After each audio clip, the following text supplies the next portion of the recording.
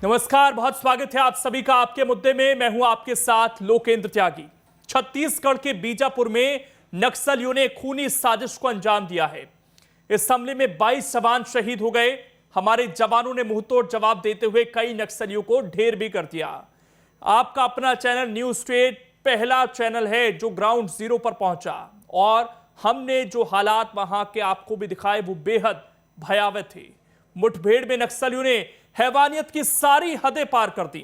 इस हमले के बाद अमित शाह ने असम का दौरा रद्द कर दिल्ली में एक बड़ी बैठक की है। माना जा रहा है मीटिंग में नक्सलियों के खिलाफ बड़े एक्शन की तैयारी की गई है। वहीं सीएम भूपेश बघेल भी असम का दौरा रद्द कर रायपुर पहुंचे और अधिकारियों संग मंथन किया। यह पहली बार नहीं है जब नक्सलियों ने कायराना कोहराम मचाया हो। ऐसे में सवाल यह है कि क्यों बार बार इंटेलिजेंस फेल हो रहा है। सवाल यह भी है कि नक्सलियों का आखिरकार पूरा का पूरा नाश कब होगा और जवानों की शहादत का बदला कब लिया जाएगा। और भी बहुत सारे सवाल हैं जो आज हर किसी के जहन में है, गुस्सा भी है। सभी पर चर्चा करेंगे। खास मेहमान भी हमारे साथ जुड़ेंगे, लेकिन उससे पहले पूरी रिपोर्ट आप देखिए।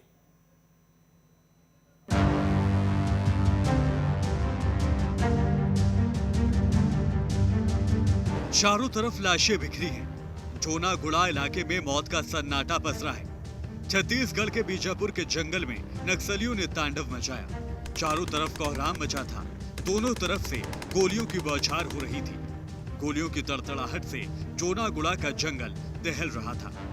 न्यूज स्टेट की टीम जब ग्राउंड जीरो पर पहुंची तो यहाँ का मंजर देखकर चौंक गई। तर्रेम के इस इलाके में जवानों की एक बड़ी टुकड़ी को निशाना बनाने के लिए नक्सलियों ने किस स्तर की तैयारी की थी, इस वाकये को हम दिखाएंगे अभी आपको। कि ठीक आप मेरे पीछे देख सकते हैं, यहाँ नक्सलियों ने जवानों पर हमला करने का एक बड़ा बम दागा हुआ था। ये जिंदा है या निष्क्रिय हो चुका है इसकी जानकारी तो नहीं है, मगर ये एक साक्ष्य के रूप में, एक प्रमाण के रूप में से माना जा सकता है कि नक्सलियों की इस मुठभेड़ को अंजाम देने के लिए जिस तरह की व्यापक तैयारी की गई थी, ये इस एक उदाहरण हो सकता है। इस कार्रवाई में नक्सलियों को भारी नुकसान हुआ है। करीब 3 घंटे चली मुठभेड़ में कई नक्सली मारे गए तो हमने अपने जवानों को भी खोया। ठीक देख सकते हैं कि ये जो शव जो पड़े हैं उन्हें एक साथी जवान द्वारा रस्सी, उनके हाथ को एक रस्सी बांध दी जाती है और उसके खींचा जाता है। ऐसा इसलिए किया जाता है कि नक्सली अक्सर इन ऐसे जवानों की जब शहादत होती है तो उन डेड बॉडीज़ के नीचे आईडी प्लांट कर देते हैं। ऑपरेशन में जितने नुकसान हमारा हुआ है उसमें तो अनफॉर्चुनेट है, सुरक्षा बलों का जो नुकसान हुआ है, लेकिन जो नुकसान नक्सलियों की तरफ से हुआ है वो भी बहुत ज़्यादा हुआ है। तो ये उन्होंने जो अपना और हमारा जो ये कैंप एस्टेब्लिशमेंट का जो हमारा लगातार जो आगे हम उनके फॉरवर्ड बेसिस में बढ़ रहे हैं, उसके अंदर जो बासागुड़ा और जगरगुंडा एक्सिस में जो हमारा तर्रेम के बाद जो सिलगिर कैंप एस्टेब्लिश हुआ था, जिसके साउथ के अंदर करीब 12 किलोमीटर साउथ सिलगिर के नीचे ये घटना हुई है। पुलवामा अटैक के बाद इस कायराना करतूत को सबसे बड़े नक्सली अटैक के तौर पर देखा जा रहा है। बावजूद इसके प्रदेश में सियासत है कि थमने का नाम नहीं ले रही। निश्चित रूप से रणनीति बनाई जाएगी और उसको जो घेरने की रणनीति है उसमें कोई कमी नहीं आने दी जाएगी और वो जो एरिया है पूरा बीजापुर और सुकमा वो खाली कराएंगे। ये हमारे जवान सर्चिंग में गए थे और हमारे जवानों ने केवल हमारे जवान ही शहीद नहीं हुए हैं, नक्सलियों को बहुत भारी नुकसान हुआ है। वो 4 ट्रैक्टर में भर के ले गए। 2 साल में पुलिस का कदम पीछे हटता गया, कोई स्पेसिफिक कार्य योजना बनाकर काम नहीं किया और इसलिए इस प्रकार की जो बड़ी घटनाएं होती हैं वो कहीं ना कहीं सरकार की नीतिगत विषयों में निर्णायक चूक की वजह से होती है। सीएम और पूर्व सीएम आमने सामने हैं तो गृह मंत्री अमित शाह जवानों को श्रद्धांजलि देने सामने आए और भरोसा दिलाया कि जवानों ने जो खून देश के लिए बहाया है वो व्यर्थ नहीं जाएगा। बलिदान का बदला लेने के लिए असम का दौरा छोड़ रणनीति बनाने के लिए शाह दिल्ली लौट आए। हमारे जवान शहीद हुए हैं, मैं उन सभी जवानों को श्रद्धांजलि भी देता हूं और उनके परिवारजनों को और देश को इतना विश्वास दिलाना चाहता हूं कि जवानों ने अपना खून जो देश के लिए बहाया है वो व्यर्थ नहीं जाएगा। हमारी लड़ाई और मजबूती के साथ और मक्कमता के साथ और तीव्रता के साथ इन नक्सलियों के खिलाफ चालू रहेगी और हम इसको परिणाम तक। सरकार और प्रशासन का आश्वासन तो ठीक है, लेकिन ये पहली बार नहीं है जब जवानों ने देश के हित में कुर्बानी दी है। हर बार नक्सलियों के आक्रमण का हमारे जवान बहादुरी के साथ जवाब देते हैं। आखिरी सांस तक वो नक्सलियों से मुकाबला करते हैं, लेकिन बदले में मिलता है बैठकों का दौर। अब बैठकों का दौर नहीं, बल्कि नक्सलियों का नाश जरूरी है। बीजापुर के ग्राउंड जीरो से पी रंजन दास और रायपुर से आदित्य नामदेव के साथ टीम न्यूज स्टेट।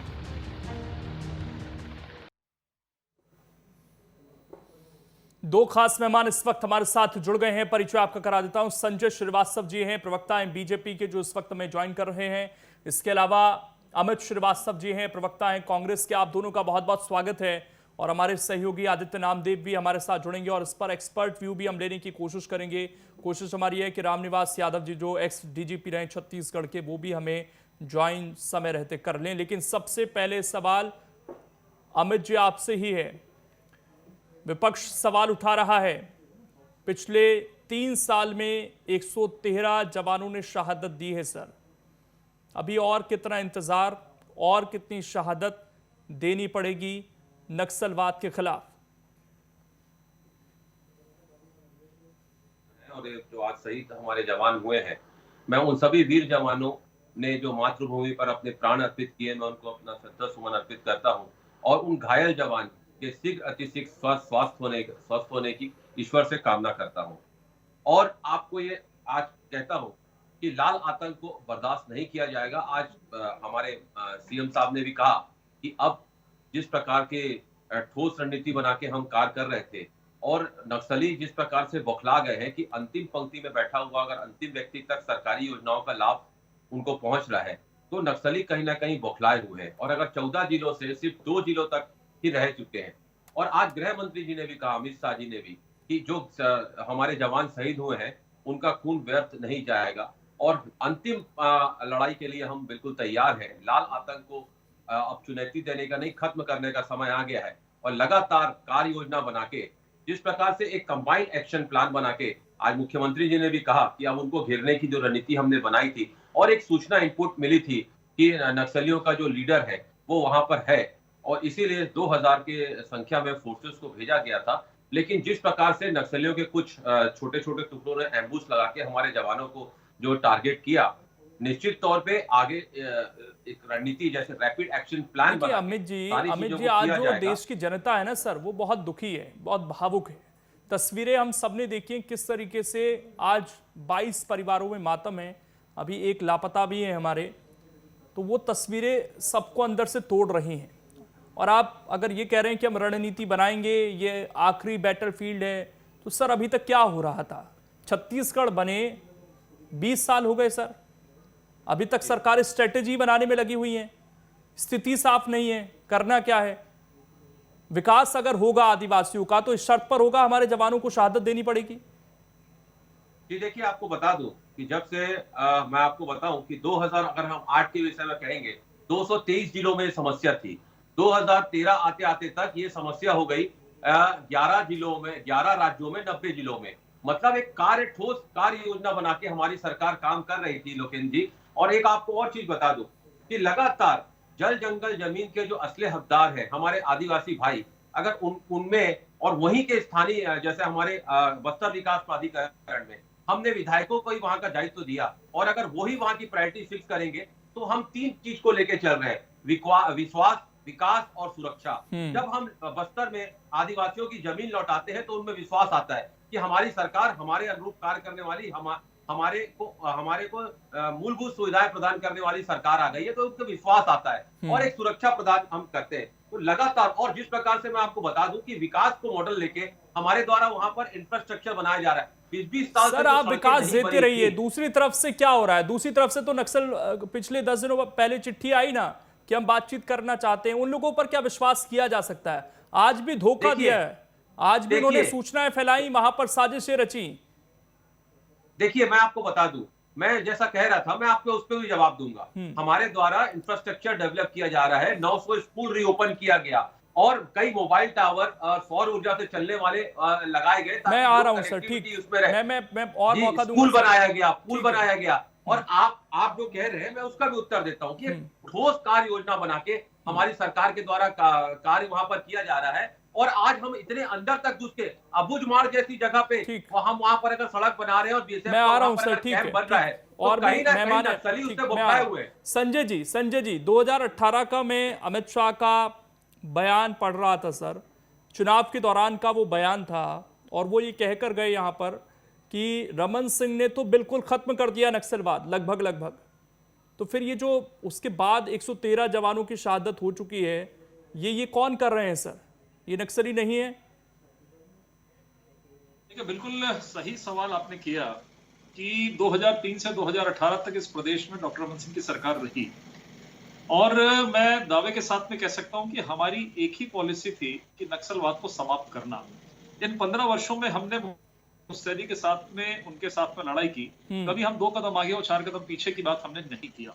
लेकिन पिछले 2-2.5 वर्षों में एक तो जो भ्रम का विषय जो सामने आता है कि लगातार सरकार के द्वारा ये प्रचारित करना, भ्रम फैलाना कि अब नक्सलवाद समाप्त हो गया है। मुझे ऐसा लगता है कि थोड़ी भी ईमानदारी सरकार के अंदर में है तो 10-15 दिनों के अंदर में जो 2 बड़ी घटनाएं हुई, पहले नारायणपुर में जिस तरीके से बस को उड़ाया गया, और ये जो घटना हुई है अपने बीजापुर के तर्रे में जो घटना हुई जिसमें 25-26 जवान शहादत हुई है जिनकी, तो मुझे लगता है कि अब कम से कम सरकार इसको एक समस्या के रूप में देखेगी।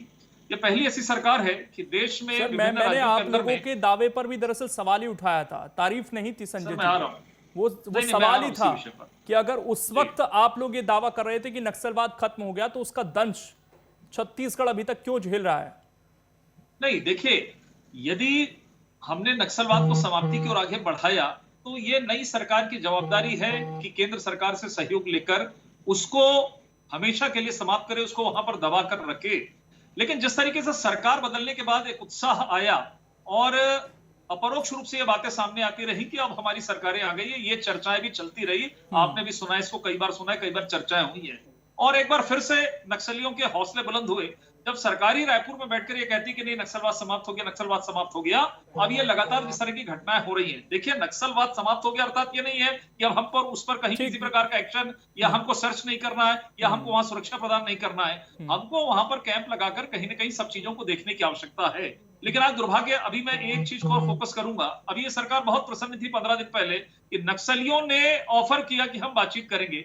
ये सरकार बहुत प्रसन्न, 2 कदम आगे बढ़ी, 4 कदम पीछे, और जिस तरीके से 10 दिन के अंदर में ही उन्होंने जो दंश मारा है कि 2 बड़ी घटनाओं को अंजाम दिया है, ठीक, मैंने वो सरकार सवाल को पूछ मजबूर लिया। है, हाँ, इस मैं आ सरकार रहा को हूं, समझने की आवश्यकता है मैं कि वास्तव में लौटूंगा क्या सर मामला है। आपके पास। रामनिवास यादव जी, देखिए, बहुत सारी खबरें आ रही हैं और ये है कि प्लानिंग की गई, पूरी तरीके से ट्रैप कर लिया गया आज नक्सलियों को। लेकिन इस बीच सर मैं एक खबर ये पढ़ रहा था कि दंतेवाड़ा के ताड़मेटला में 76 जवानों की जब शहादत हुई थी, उस वक्त डीआईजी थे नलिन जी, और आज वो बीजापुर एनकाउंटर के समय आईजी नक्सल ऑपरेशन थे, उस वक्त उन पर सवाल उठे थे। अगर इस तरीके से कुछ लोगों पर कृपा बरसती रहेगी, जिसकी भी बरस रही हो, तो क्या हम लड़ सकते हैं नक्सलवाद के खिलाफ?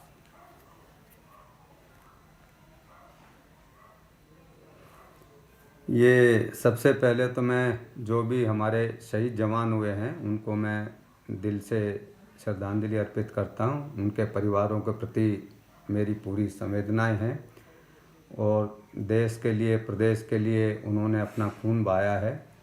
छत्तीसगढ़ की मिट्टी के लिए, देश के सुरक्षा के लिए उन्होंने काम किया है। और ये जो पूरा जब तंत्र है उसमें, जैसे कि हमारे अभी साथीगण श्रीवास्तव जी कह रहे थे, अमित जी भी और हमारे दूसरे साथी संजय भाई भी बता रहे थे, पॉलिसी स्ट्रेटजी बस्तर के अंदर हर 2 किलोमीटर 1 किलोमीटर पर ही बदल जाती है, और वो पुलिस को ही मालूम है, वहाँ के जो हमारे जवान हैं, अधिकारी हैं, उनको भी मालूम है। और ब्रॉड पॉलिसी ये है कि चाहे केंद्र की हो चाहे राज्य की हो, कि सुरक्षा, विश्वास और विकास, उसमें हमको सबसे पहले हम सुरक्षा लेते हैं। सुरक्षित हैं तभी कोई विश्वास होगा, तभी कोई विकास होगा। तो सुरक्षा, विश्वास और विकास, उसमें थोड़ा बहुत परसेंटेज किसकी कब क्या बढ़ानी है, घटानी है, ये लोकल कंडीशन पर निर्भर है।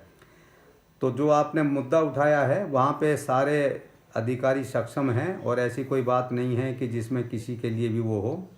जो बीजापुर का भी ये देखें, मैं पूरे ही उस परिप्रेक्ष्य में एक अपना ज़रूर मैं विचार प्रकट करना चाहूँगा कि पूरे देश की जो नक्सल समस्या है, वो चाहे किसी का भी, पूरे देश की समस्या की बात करूँगा, वो समस्या जब तक 5 जिले जिसमें कहें कि सुकमा है, बीजापुर है, नारायणपुर है, इन 3 जिलों को तो पूरा ज़िला मान लें कि इनके तीनों ज़िले अभी प्रभावित हैं, पूरे हैं।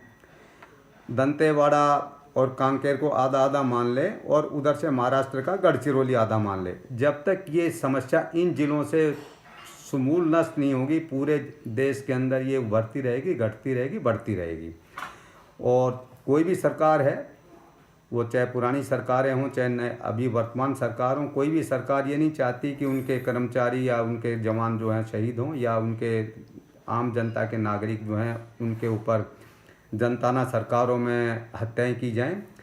तो वो तो ये है कि हर सरकार अपनी स्ट्रेटजी करके उस आम जनता को सुरक्षा देना उनका मूलभूत किसी भी सरकार का अधिकार है, उन जिम्मेवारी है, और वो देते भी हैं।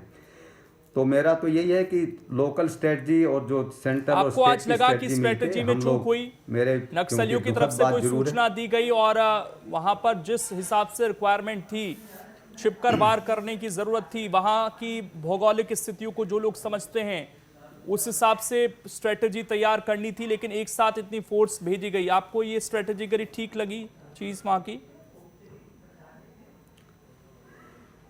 ये देखिए कि मैं अब उसके, क्योंकि मैंने अभी आपको निवेदन किया है कि वहाँ पे हर किलोमीटर पे 1 किलोमीटर 2 किलोमीटर पे स्ट्रेटजी उस क्षेत्र में बदल जाती है, क्योंकि हमें भी एक तरीके से कहें कि पूरे क्षेत्र में घूमने का मौका मिला है। और तो वहाँ हर 1 किलोमीटर पे 2 किलोमीटर पे एक पहाड़ी आ जाती है, तो उस पहाड़ी के आते ही स्ट्रेटजी बदल जाती है। मुझे भी अभी वहाँ से जवानों से जानकारी या पुलिस से बल की, पहले पुलिस ने वो पहाड़ियाँ कुछ डोमिनेट की हुई थी, फिर कि भाई अब काम ख़त्म हो गया, फिर वो नीचे आ गए, तो फिर वही पहाड़ियाँ नक्सलियों ने डोमिनेट कर ली। तो थोड़ा जो जिसको हम कहें कि बहुत तेज़ी से जो 5 मिनट 10 मिनट के आधे घंटे में ही परिवर्तन हो जाता है, उससे ये दुर्घटना घट जाती है। तो मैं ये तो कहूँगा कि पुलिस ने बहुत ही अच्छी वहाँ पे स्ट्रेटजी जरूर की होगी, क्योंकि इतने वरिष्ठ अधिकारियों ने भी और वहाँ के जो एक्सपीरियंस फोर्सेज हैं, बल हैं, हमारे वहाँ गए थे, उन्होंने पूरी स्ट्रेटजी का ध्यान भी रखा होगा। वो कोई नए बल नहीं है वहाँ पे कि जैसे 2006-07 में तो पुलिस बल वहाँ पे कुछ नए थे, अब वो पूरी स्ट्रेटजी जानते हैं। लेकिन ये दुर्घटना, जिसकी घटना कहीं बहुत दुखद है, कोई भी आदमी जो हमारे जवान वहाँ लड़ रहे हैं, वो 1-1 मिनट के अंदर वो बदल रहे हैं वहाँ चीज़ों को, वो कोई भी अपना जीवन खोना नहीं चाहता, और उन्होंने बहुत सबसे बड़ा बलिदान देश के लिए दिया है। तो स्ट्रेटजी के अंदर भी मैं कोई कमी ऐसी नहीं मानता, क्योंकि जब हम फील्ड में देखते हैं तो वहाँ पे स्ट्रेटजी को हम ये बाद में, तो हमें एक तरीके से पोस्टमार्टम में कुछ कमियाँ हमको ज़रूर नज़र आ जाती हैं, लेकिन क्योंकि जब हम वहाँ मैदान में क्षेत्र में रहते हैं तो वो हर आदमी, हर कमांडर, हर जवान, हर चीज जो भी बनती है उसकी चर्चा अक्सर होती है। ठीक, मैं लौटूंगा सर आपके पास। आदित्य नामदेव सुबह से वो कवर कर रहे हैं, एक एक अपडेट हम तक पहुंचा रहे हैं। आदित्य, अब तो बहुत सारे लोगों से आपकी चर्चा हुई है इस दौरान, कुछ खामी पेशी अभी तक तो इसमें नजर आई है, कुछ रिपोर्ट्स छपनी शुरू हो गई हैं, और जिक्र मैं कर रहा था नलिन प्रभात के बारे में, उनके बारे में भी लिखा गया कि जब 76 जवान हमारे शहीद हुए थे तब भी उन पर बड़ी जिम्मेदारी थी, उसके बाद इंक्वायरी हुई लेकिन वो बचकर दोबारा से एक बड़ी जिम्मेदारी पर पहुंच गए और आज ये घटना घट जाती है।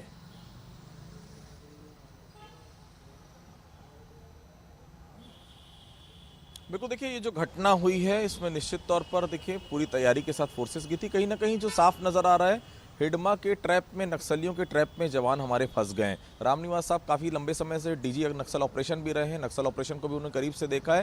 देखिए सबसे बड़ी बात ये होती है, बात बिल्कुल सही कि चूक जैसी बात अगर हम कर देते हैं, लेकिन उस इलाके में हर पल कभी भी चूक हो सकती है। बहुत भौगोलिक परिस्थितियाँ उसकी अलग है, हर किलोमीटर में आपको जी बदलना पड़ता है कि वो नए इलाके हैं, खासतौर से नारायणपुर का इलाका, खासतौर से बीजापुर का इलाका, उस तरफ से सुकमा के पीछे का बेल्ट अगर हम बात करें तो ये वो इलाके हैं जहाँ भी नक्सलियों की पैरेलल सरकार चलती है। आज भी पूरा गढ़ नक्सलियों की मार है, तो जवान उस इलाके में गए, ये उनकी वीरता है, क्योंकि उस इलाके में वैसे भी जवानों की आमद बहुत कम है। वहाँ का ग्रामीण अपने आप को वैसे भी इस प्रदेश का हिस्सा नहीं मानता है, नक्सलियों के कहीं ना कहीं साए में वो रहता है।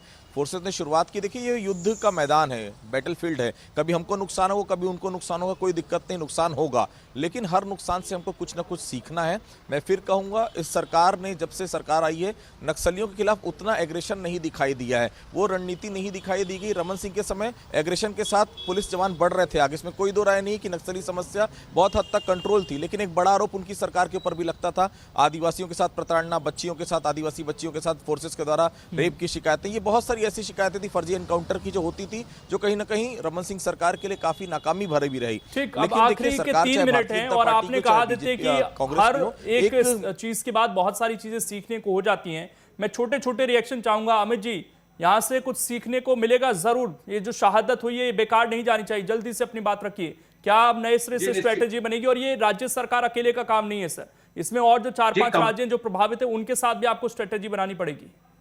निश्चित तौर पे 7 राज्य प्रभावित है, अफेक्टेड है, और एक कंबाइंड एक्शन प्लान बनाना चाहिए। और एक चीज है लोकेंद्र जी की भय युक्त जो वातावरण वो बनाने का नक्सली प्रयास कर रहे हैं, हम उसको भय मुक्त बनाएंगे, ये आपको मैं आज वादा करता हूं। ठीक, संजय जी आखिरी रिएक्शन आपका। देखिए लोकेंद्र जी, आपने जो कहा उससे मैं 100% सहमत हूं कि सबको मिलकर इस लड़ाई को लड़ने की आवश्यकता है और नक्सल समस्या को नक्सल मानकर ही लड़ने की आवश्यकता है। और मुझे ऐसा लगता है कि इसमें किंतु परंतु राज्य सरकार को नहीं करना चाहिए, कहीं कोई बातचीत की आवश्यकता नहीं है। जो धोखा देकर हमारे जवानों को मार रहे हैं उनके खिलाफ में कड़ा एक्शन इस सरकार को लेने की आवश्यकता है। ठीक है, रामनिवास यादव जी, आगे क्या स्ट्रेटेजी हो सकती है सर? ये देखिए स्ट्रेटजी वहाँ के जो बिल्कुल जो है धीरे धीरे उस क्षेत्र में जो है एक सरकार का या जनता का विश्वास वहाँ पैदा करना पड़ेगा। और स्ट्रेटजी समय समय पे जिसको कहें कि ब्रॉड स्ट्रेटजी और लोकल स्ट्रेटजी अलग बना के वहाँ पे लड़ाई को मुकाम तक, अंजाम तक पहुँचाना पड़ेगा। बिल्कुल आदित्य, आपके पास आखिरी 1 मिनट हमारे पास बचा हुआ है। अब आगे बहुत कुछ सीखना पड़ेगा यहाँ से, क्योंकि पिछली 2 घटनाओं ने शायद हमारे सुरक्षा बलों को भी बहुत सारे सबक दे दिए होंगे, सरकारों को भी सबक दे दिए होंगे।